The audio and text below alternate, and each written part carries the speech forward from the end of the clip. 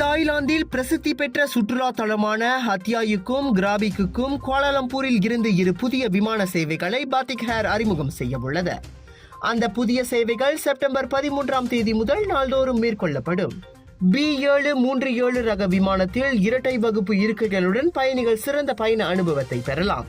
இந்த விரிவாக்கம் பயண அனுபவத்தை மேம்படுத்துவதில் பாத்திக் ஏர் நிறுவனத்திற்கு இருக்கும் முனைப்பையும் தென்கிழக்கு ஆசியாவில் உள்ள மனதை மயக்கும் இடங்களை இணைக்க வேண்டும் என உத்வேகத்தையும் பிரதிபலிப்பதாக அந்நிறுவனத்தின் தலைமை நிர்வாக அதிகாரி டத்தோ சந்திரன் ராமமூர்த்தி தெரிவித்தார். அதோடு ஆண்டுதோறும் 4 மில்லியனுக்கும் அதிகமான மலேசியர்கள் தாய்லாந்துக்கு பயணம் மேற்கொள்வதால் அவர்களின் பயண தேவையை பூர்த்தி செய்யும் வகையில் அந்த புதிய சேவைகள் அறிமுகம் கண்டுள்ளன. அதனால் பரபரப்பான சந்தைகள், கலாச்சார செழுமை மற்றும் நாவில் நீர் ஊற வைக்கும் அங்காடி உணவு பிரியர்கள் பாத்திக் ஏர் மூலம் இனி ஹத்தியாயுக்கு பயணம் மேற்கொள்ளலாம்.